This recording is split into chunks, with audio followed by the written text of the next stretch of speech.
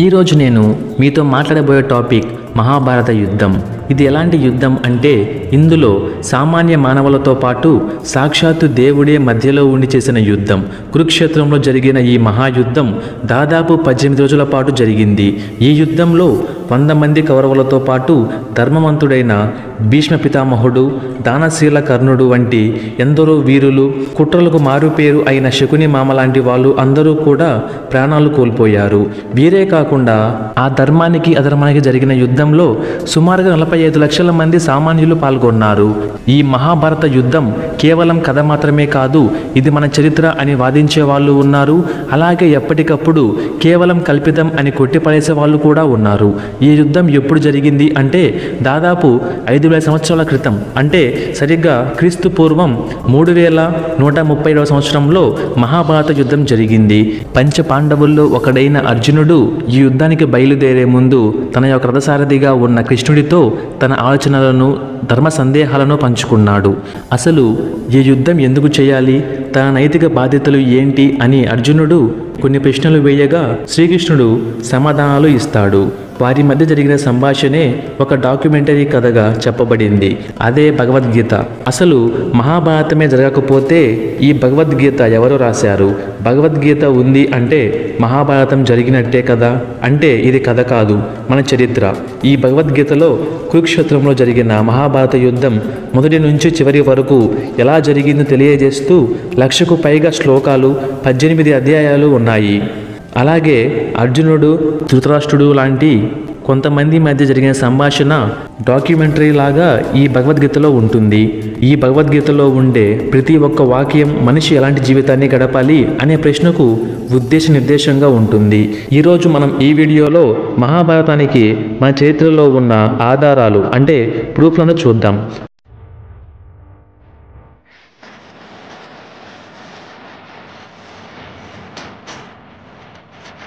కురుక్షేత్రంలో జరిగిన ఈ 5,000 సంవత్సరాల నాటి యుద్ధం ఎంతవరకు నిజమనేది తెలుసుకుందాం. మన చరిత్రని శోధించాలి అంటే ఆ ప్రదేశంలో ఖచ్చితంగా త్రవ్వకాలు చేయాల్సిందే. అలా మన ఇండియన్ ఆర్కియాలజిస్ట్ చేసిన త్రవ్వకాల్లో, పరిశోధనల్లో బయటపడిన ఆధారాలను పరిశీలిద్దాం. మహాభారతంలో చెప్పినట్టుగా ఈ మహాభారత యుద్ధం కురుక్షేత్రం అనే ప్లేస్లో జరిగింది. అంటే అది ప్రస్తుతం ఇప్పుడు మన హర్యానాలో ఉంది. ఎంతోమంది వీరుల యొక్క నెత్తురుతోటి ఆ నేల తడిచింది. కాబట్టి హర్యానాలో నేల ఎర్రగా ఉంటుందని అక్కడి ప్రజల నమ్మకం. ఆర్కియాలజికల్ సర్వే ఆఫ్ ఇండియా మరియు మరికొంతమంది పరిశీలకులు ఈ హర్యానాలోని చాలా ప్రాంతాల్లో త్రవ్వకాలు జరిపారు. ఈ త్రవ్వకాల్లో లోహంతో తయారైన రకరకాల కత్తులు, బల్లాలు, అలాగే బాణాలు బయటపడ్డాయి. అలాగే 116కు పైగా అస్థిపంజరాలు త్రవ్వకాల్లో గుర్తించారు. వీటన్నిటినీ ఆర్కియాలజీ ల్యాబొరేటరీలో ఎగ్జామినేట్ చేయడానికి ఇవన్నీ సరిగ్గా మహాభారత కాలం నాటికి సరిపోతున్నాయని తేల్చి చెప్పారు. ఈ మహాభారతాన్ని ఇతిహాసమా లేక నిజంగా జరిగిన మన చరిత్ర అని తెలుసుకోవటానికి మన సైంటిస్టులు దిశాగమనాన్ని కూడా గమనించారు. ఈ నక్షత్రాల యొక్క దిశాగమనాలని మరి యొక్క శాస్త్రీయ ఆధారంగా చేసుకొని మన చరిత్రని రుజువు చేయవచ్చు అంటున్నారు. అసలు ఈ నక్షత్రాలు మహాభారతానికి సాక్ష్యాలుగా ఎలా నిలబడ్డాయి అనుకుంటున్నారా? అది ఇప్పుడు చెప్తా వినండి. సహజంగా ఏర్పడిన ఈ ప్రకృతి సిద్ధమైన నక్షత్రాలు దిశాగమనాలు ఎప్పటికీ మనకి అబద్ధం చెప్పవు. మహాభారతంలో చాలా ఆస్ట్రోనామికల్ ఈక్వేషన్స్ ఉన్నాయి. వేదవ్యాసుడు చెప్తుండగా స్వయంగా వినాయకుడే వాటిని రాశాడు అని హిందువుల నమ్మకం. ఈ మహాభారత గ్రంథంలో ఒకసారి కాదు, 2 సార్లు కాదు, చాలాసార్లు దిశాగమనాల గురించి ప్రస్తావన వచ్చింది. ప్రస్తుతం జరిగిన లేక జరగబోయే సంఘటనలను రీకలెక్ట్ చేసుకోవాలి అంటే వాటన్నిటిని డేట్ అండ్ టైం ద్వారా జోడిస్తాం. కానీ 1000 సంవత్సరాల క్రితం ఇప్పటిలాగా క్యాలెండర్స్ ఉండేవి కాదు. సో వాటికి బదులుగా స్టార్స్ యొక్క దిశాగమనాలని గుర్తుపెట్టుకొని, అంటే ఆ సంఘటన జరిగేటప్పుడు ఆ నక్షత్రాల దిశని ప్రధానంగా తీసుకునేవారు. మహాభారత యుద్ధ సమయంలో కర్ణుడు చనిపోయిన రోజున ఆనాడు నక్షత్రాల కలయిక కూటమి ఏ ఆకారంలో ఉందో ఇప్పుడు ఉన్న టెక్నాలజీతో కంప్యూటర్లోని సాఫ్ట్వేర్ ద్వారా పూర్తిగా స్టార్స్ యొక్క గ్యాలక్సీని మరియు యూనివర్సిటీని కూడా చూడవచ్చు. అలాగే ఈ సాఫ్ట్వేర్ని యూజ్ చేసి మన భగవద్గీతలో ప్రస్తావించిన ఏదైనా స్టార్ కంటిన్యూషన్ని తీసుకొని మనం చెక్ చేయవచ్చు. అదే ఫార్మేషన్ పాస్ట్లో ఎప్పుడైనా జరిగిందా లేదా అని కూడా చూడవచ్చు. ఒకవేళ అది జరిగితే ఎప్పుడు జరిగిందో ఆ డేట్ ఏంటో కూడా మనం తెలుసుకోవచ్చు. సైంటిస్టులు ఈ సిమ్యులేషన్ని వాడి మహాభారతంలో రాసి ఉన్న స్టార్ క్లస్టర్స్ని వాటి పొజిషన్స్ని చెక్ చేశారు. చెక్ చేసినప్పుడు అవన్నీ జరిగిన ఫ్రేమ్ మహాభారతం జరిగిన టైంకు సరిగ్గా సరిపోతుంది. ఇది సైంటిఫిక్గా ప్రూవ్ అయింది. దీన్ని ఎవరూ తప్పు పట్టలేదు. అమెరికాకు చెందిన జే రోబర్ట్ ఒక ప్రయోగంలో అణుబాంబును తయారు చేశాడు. రామాయణ మహాభారత గ్రంథాలను చదివిన జే రోబర్ట్ ఆకాశంలో వాడిన బ్రహ్మాస్త్రం ఫార్ములాని తెలుసుకున్నాడు. అతను చేసిన బాంబ్ ఈ బ్రహ్మాస్త్రం ఫార్ములాకి మ్యాచ్ అవుతున్నట్టుగా అతనే స్వయంగా ఒక ప్రకటనలో చెప్పాడు. ఈ అణుబాంబు తయారు చేసే క్రమంలో ఆ మిషన్కి వాళ్ళు పెట్టుకున్న పేరు ట్రినిటీ అంటే ముగ్గురు దేవుళ్ళు అని అర్థం. మహాభారత యుద్ధం, అందులో వాడిన బ్రహ్మాస్త్రం ఇవన్నీ నిజమే అనటానికి ఇది కూడా ఒక రుజువు. సముద్రంలో ఉన్న శ్రీకృష్ణుడి పట్టణం ద్వారకా కూడా మహాభారతం నిజంగా జరిగింది అనటానికి ఒక రుజువే. సముద్రంలో మునిగిన ద్వారకాని అన్వేషిస్తున్నప్పుడు మైరీన్ ఆర్కియాలజిస్టులకు మహాభారతం నిజంగా జరిగిందని నిరూపించేందుకు తగ్గ ఆధారాలు దొరికాయి.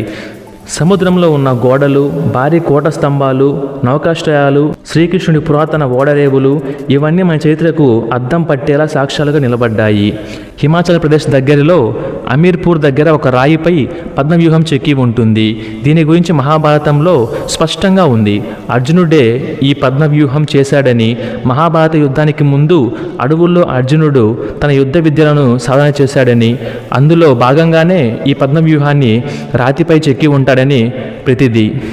ఈ పద్మవ్యూహాన్ని మనం జాగ్రత్తగా గమనిస్తే లోపలికి వెళ్ళే దారి ఉంటుంది, కానీ బయటకు వచ్చే దారి మాత్రం కనపడదు. ఇలా చెప్పుకుంటూ పోతే ఎన్నో ఆధారాలు, ఆశ్చర్యపరిచే నిజాలు దాగి ఉన్నాయి. ఇప్పటికీ త్రవ్వకాల్లో బయటపడుతూనే ఉన్నాయి. ప్రతి మహాభారతం ఒక ఇతిహాసం మాత్రమే కాదు, మన చరిత్ర అని నిరూపిస్తూనే ఉన్నాయి. ఈ మహాభారతంలో కొన్ని వాస్తవ స్థలాలు కూడా ఆధారాలుగా చెప్పుకోవచ్చు. హస్తినాపూర్, ఇది మహాభారత రాజ్యానికి రాజధాని. ఉత్తర భారతదేశంలోని 35 కంటే ఎక్కువ ప్రదేశాలు పురావస్తు ఆధారాలను అందించాయి. ఇవన్నీ మహాభారతంలో వివరించిన పురాతన నగరాలుగా మనకు ఇప్పటికీ కొన్ని నగరాల్లో ఇవే పేర్లు వ్యవహారంలోనే ఉన్నాయి. ఉదాహరణకు హస్తినాపూర్లో భారతదేశానికి సంబంధించిన అనేక ఆధారాలతో యూపీలోని హస్తినాపూర్ ఉంది. ద్వారక గుజరాత్ సముద్ర తీరంలో ఉంది. మహాభారతం జరిగిన కురుక్షేత్రం ఢిల్లీకి దగ్గరలో ఉన్న ప్రస్తుత హర్యానాలో ఉంది.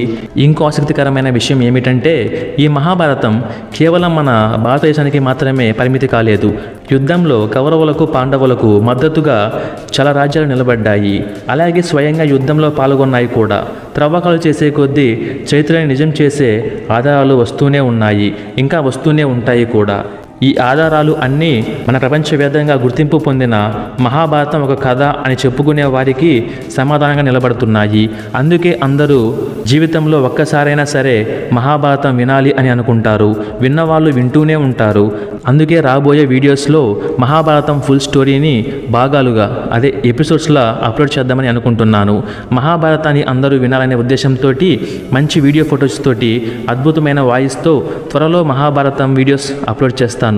మీ అభిప్రాయాన్ని కింద కామెంట్స్లో తెలియజేయండి. సో ఇది ఫ్రెండ్స్ ఇవాళ వీడియో నచ్చితే ఒక లైక్ చేయండి. ఇలాంటి మరికొన్ని వీడియోస్ కోసం మా ఛానల్ని ఇప్పుడే సబ్స్క్రైబ్ చేసుకుని పక్కన బెల్ సింబల్ని ఆన్లో పెట్టుకోండి. ఇంకా వీడియోతో మళ్ళీ కలుద్దాం. Thanks for watching.